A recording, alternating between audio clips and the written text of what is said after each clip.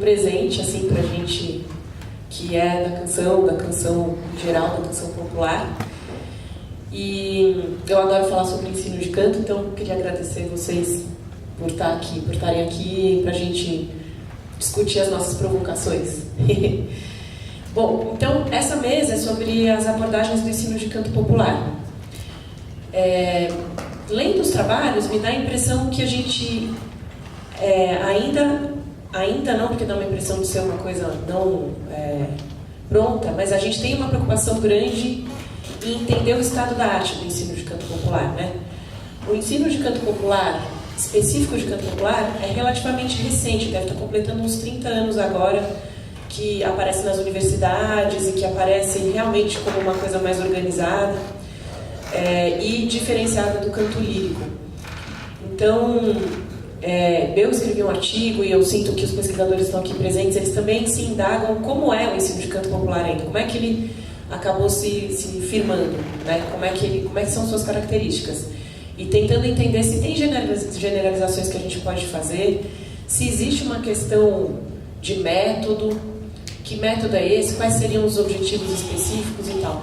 Então, acho que o que a gente vai ouvir hoje é bastante a reflexão desses pesquisadores sobre quais são as características do ensino de canto popular e talvez quais as diferenças entre abordagens diferentes, né? Vamos ver o que eles vão trazer para a gente. Mas acho que, de cara, a grande provocação é entender o que a gente está fazendo agora. A gente está tentando refletir sobre uma coisa que realmente está acontecendo agora. Não é algo que aconteceu 100 anos atrás e que a gente vai avaliar com uma certa distância. A gente está avaliando o agora, né?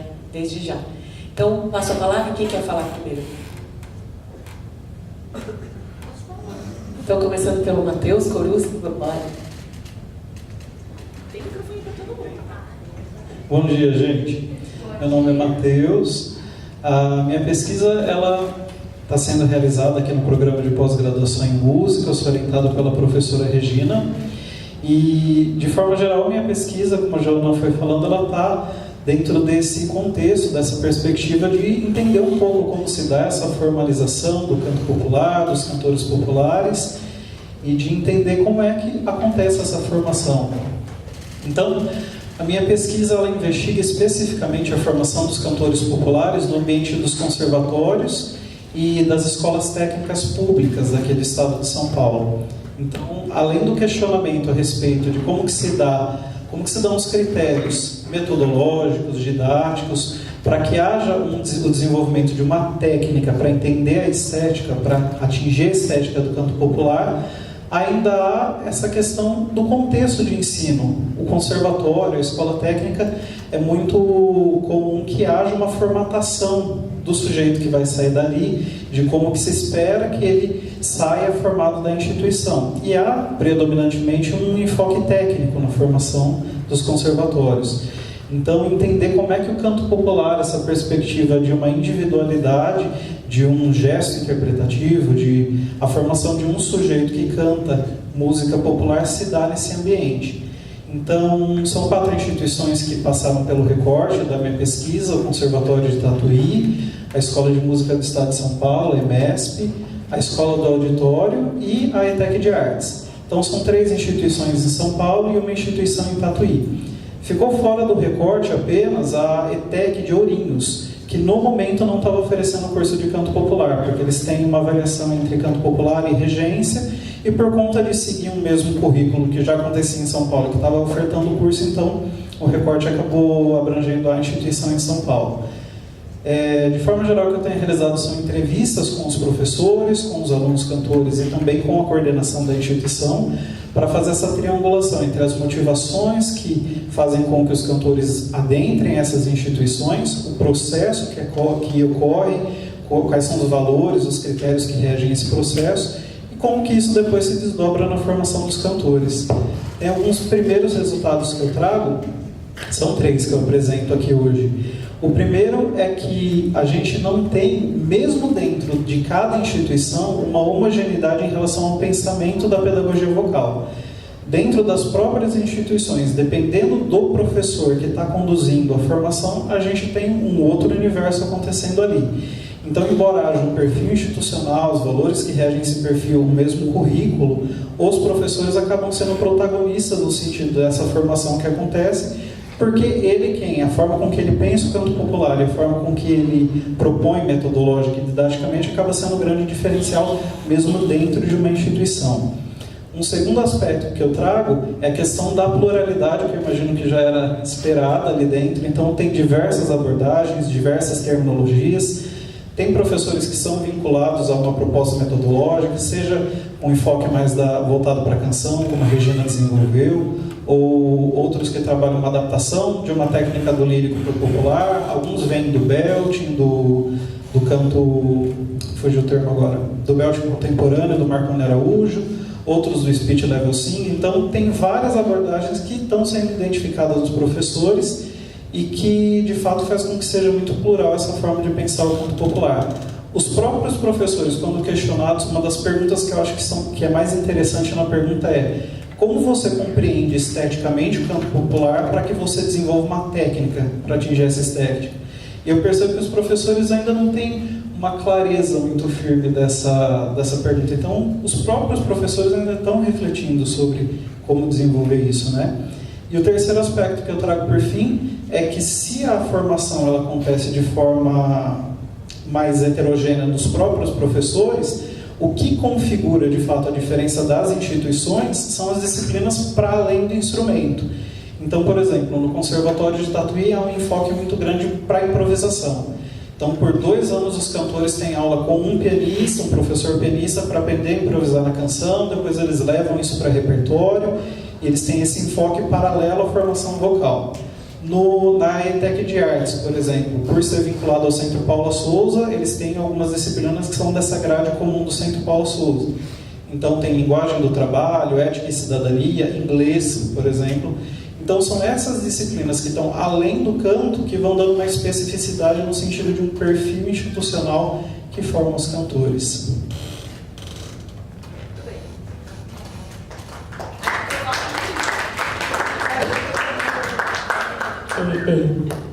Bom dia.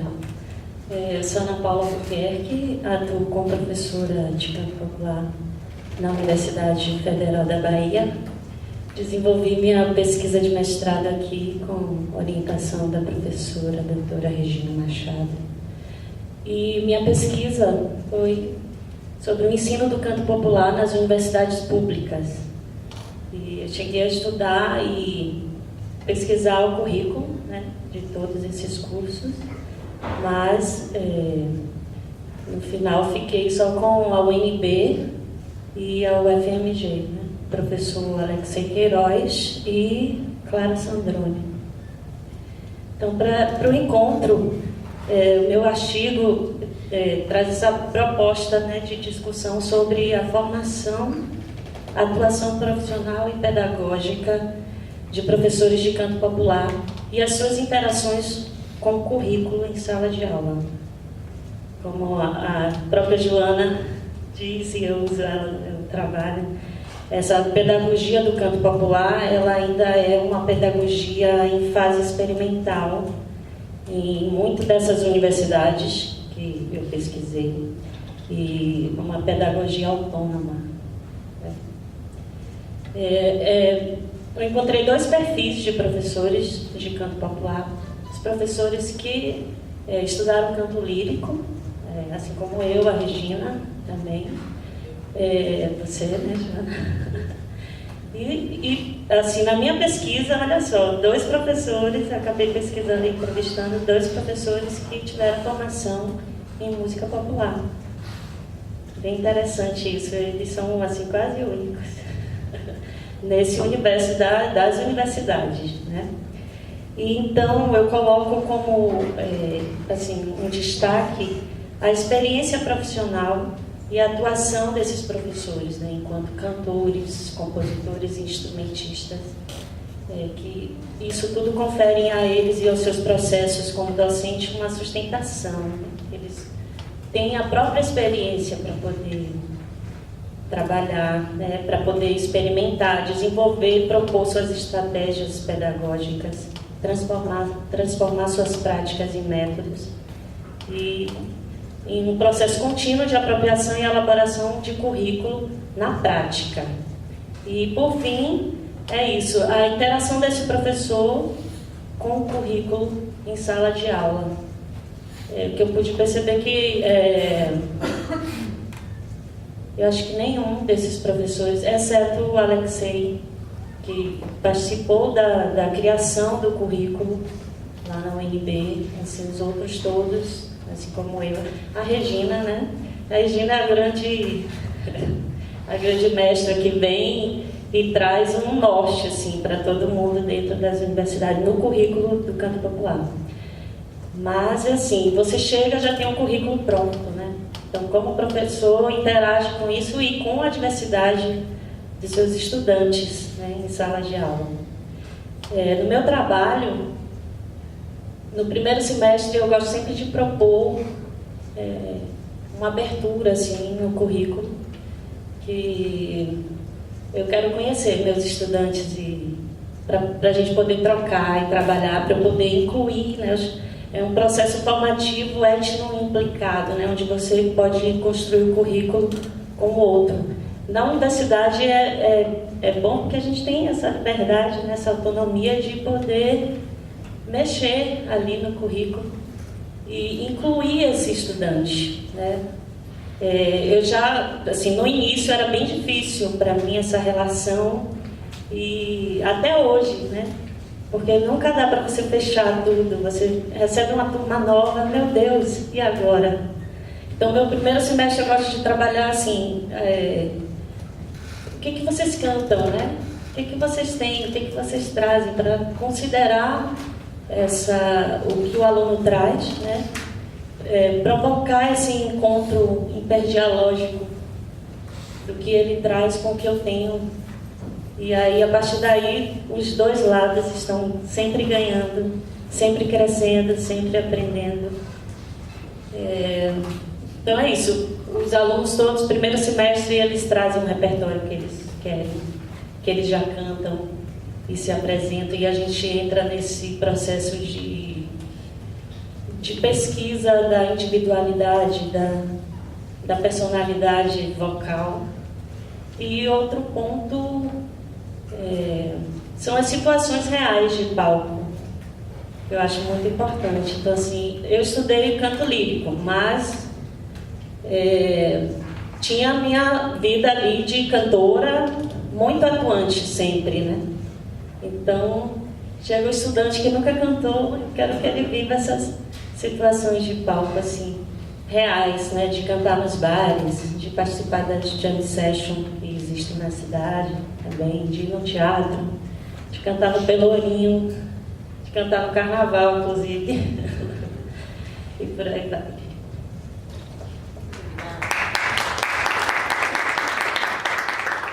Thalita de Souza, com você. Bom dia, agradeço muito a oportunidade de estar aqui nessa mesa de troca. E o meu projeto, ele é fruto de um trabalho de 18 anos como regente professora no Colégio Waldorf Michael de São Paulo. É um privilégio, né, a gente ter aqui no Brasil uma escola que tem aula de canto no currículo, principalmente do currículo do ensino médio. E é uma pergunta que eu sempre tive, que eu fui desenvolvendo ao longo desses anos, é como que o canto coral, ele pode ser além de... Esse coral pode ser além de intérprete, mas ele pode ser co-criador, né? Pode ser um processo criativo. Então, os coralistas podem fazer os seus próprios arranjos, né?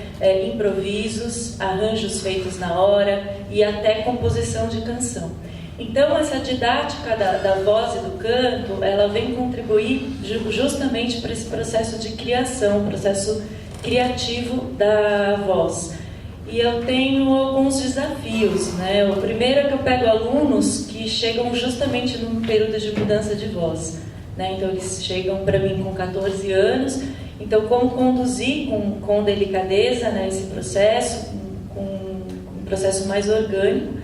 E outro desafio é que a minha escola, eu recebo alunos que vêm desde sempre fazendo aula de música, então eles chegam para mim lendo partitura e dominando a linguagem musical, mas eu recebo também 3 turmas do ensino médio noturno e que são um projeto filantrópico da escola e alunos que nunca cantaram. E eu peguei esse desafio nos últimos 4 anos de juntar essas 2 turmas, né? Então, consegui trazer uma aula interessante, uma aula criativa, trabalhar essas vozes com vozes que já são muito trabalhadas e vozes que estão começando esse processo agora, né? E outra coisa também que é bem interessante de a gente pensar, e que eu gosto de pensar principalmente nesse processo do meu mestrado, é por que a gente estuda canto e por que canto na escola, né? E tem uma orientação na pedagogia Waldorf de se fazer um canto coral, e eu acho que essa indicação é bastante pertinente, porque é um momento que o ser humano está justamente tecendo suas próprias conclusões acerca do mundo e fazendo seus próprios juízos de valor, e você trabalhar a voz própria de cada um ajuda nesse processo, bem como você ajuda também a condução dessa pessoa a colocar a sua voz no mundo, né? E estar em sociedade. Então é um processo bem rico, bem interessante e desafiador também. É isso.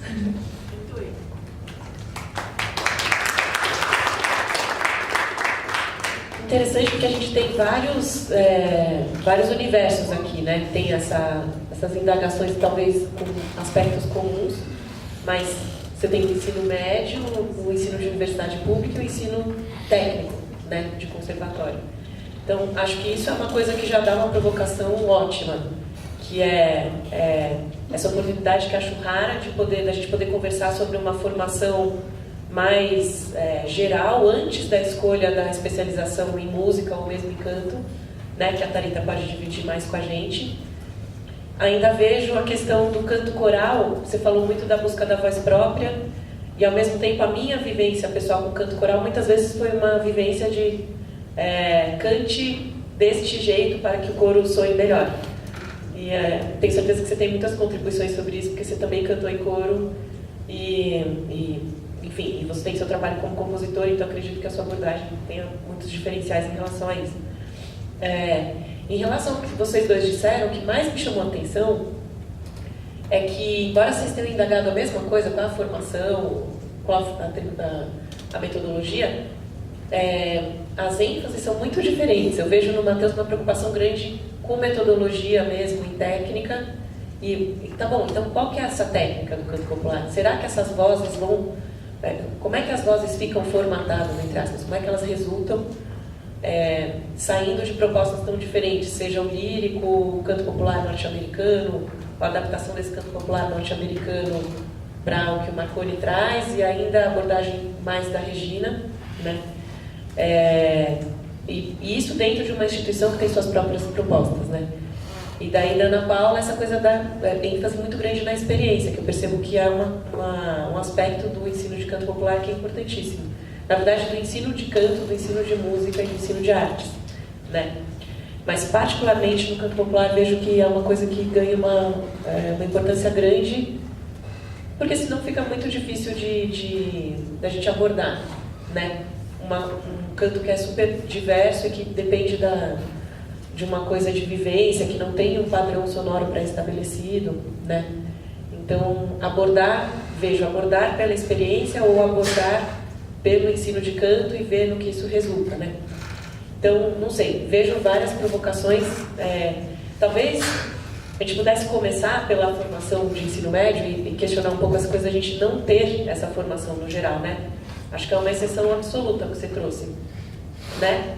Não sei, quantos de vocês tiveram formação em música no ensino médio e fundamental de vocês?